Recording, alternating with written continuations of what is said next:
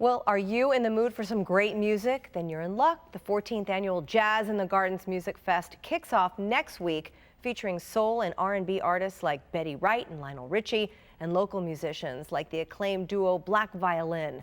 Much more than just a music festival, it offers networking opportunities for up-and-coming artists and gives a boost to the local economy as well. Here with all the details is Miami Gardens Mayor Oliver Gilbert, and performing at this year's event, local gospel singer and all-round inspirationalist Sherronda Daye. Great to have both of you with us. Thanks for having us. Here. Thanks for having us. Mr. Mayor, 14th annual. Doesn't that just blow your mind? Listen, there are kids who are in high school right now who, weren't 14 years, weren't born. I have a 14-year-old. I have an 11-year-old. Jazz in the Gardens is older than him. Yeah, right? And so it really is amazing. It's a testament to what a city can do when you look out at a parking lot.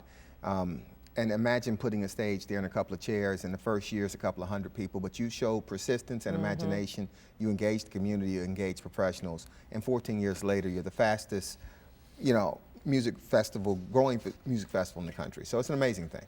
Yeah, and how important is it to the community? How important is it not only to South Florida as a whole, but to Miami Gardens in particular? Oh no, it can't be even really estimated. This is the thing.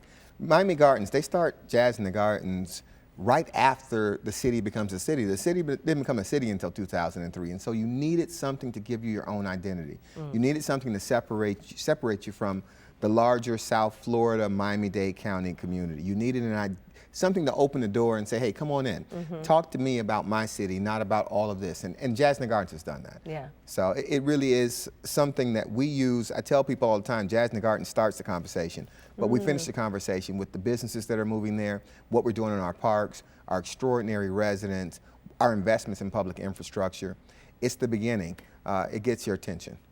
70,000 people are expected, Yes. if not more. That's pretty incredible. Yes, yes. So it continues to show how this fest continues to grow.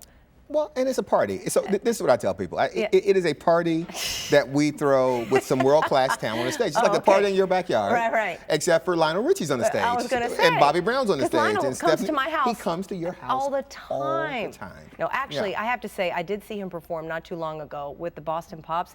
He's unbelievable. And I think he's, 69, 70 years old now? I mean, he's an older gentleman. He is an older gentleman, but he has more energy than all of us combined. Yeah, and he sounds amazing, and everybody is just up off their feet and dancing. So let's talk about the lineup real quick. We have Lionel Richie, obviously. You have Bobby Brown and Vogue. Brandy's coming. Teddy Riley, Backstreet, Jagged Edge, Mesa, Ty Tribbett, Chelly Minucci. I got to have my Italian accent in there. Chelly Minucci. It really is an amazing lineup. But not the least of which, listen, some of the local artists that we have. This year, we have with me Sherronda Daye. That's a nice segue. Listen, when I tell you about voices, her voice, amazing. All right, stop right there. We have a little clip of Miss Sherronda. Let's listen to it.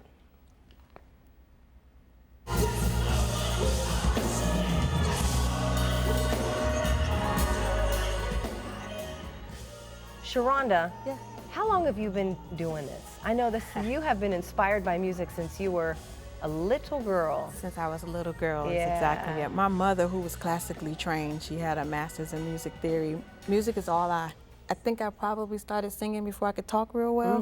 When I was 3, I recorded my first song. It was Away in the Manger.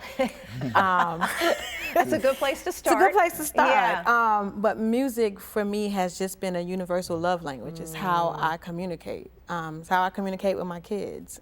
There isn't a birthday that goes by that we don't anticipate the happy birthday song when you wake up in the morning before you say anything to each other. And it doesn't matter where you're from. It doesn't matter what language you speak. Music speaks to all of us. So I've just been blessed to have that in my life. I love that you said it's a universal love language. It is. It really is. It really is. And talk about how music has really carried you through some of the highs and lows in your life, because you've gone through some tough periods. I have. When I lost a job in 2010, 6-figure job overnight, I already had an 11-year-old, had a brand new baby, had just bought my first home, and I didn't have a way to feed my kids. I couldn't figure it out. Yeah, I have 3 degrees, but in that moment, you just feel hopeless. And it was just a hum that started in me, and the hum became a sound, and that sound became a song. And I sang for days, and as I was singing, I just started baking. Right? People at home are going, what? I thought she was going to make, this was going to lead to like, I had this singing career, but no, it led to baking. So tell us about that. It led to baking. I'm the owner of Sweet Jelane's. It is a dessert patisserie catering company. We do a lot of food service contracts. Most people don't even know, but when you go to some of our local football games or basketball or hockey games, those are our desserts that you are tasting. And that was birthed from a place of pain. From the losing of the job till then I lost my mother. And I just wanted to quit on it all, because at that point you don't have your mom to keep you sane, so what are you gonna do? There was no song that would fix it, there was nothing. And then I found a letter that in her Bible. To you. To me. Yeah.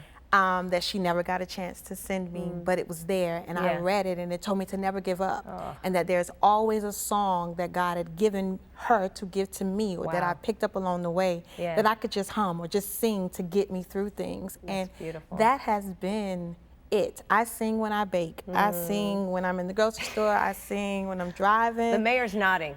She sings all the time, huh? She does sing all the time. Yeah. She has an extraordinary voice. And she's a great baker, by the way. She's responsible for You at are least 7 pounds. multi-talented. 7 really? pounds right here, yeah. Let's talk quickly about FMAC, because that also inspires people, so tell us what that is. Film, Music, Art, and Culture Conference. And this year, we have Kristen Campbell, we have Betty Wright, we have lawyers who are going to come, and actually you can take appointments with them and they will show you how to protect your art. The theory behind FMAC is that we want to bring people in who've been successful in the industry, and so we can help inspire people in this community and show them how they can be successful. It's always a great thing. It was so great having both of you. Thank you so much. Thank Best you. of luck with Jazz in the Gardens. All right. And the 14th annual Jazz in the Gardens kicks off next weekend, March the 9th and the 10th, outside the Hard Rock Stadium. We'll have more information for you on our Facebook page at Your South FL.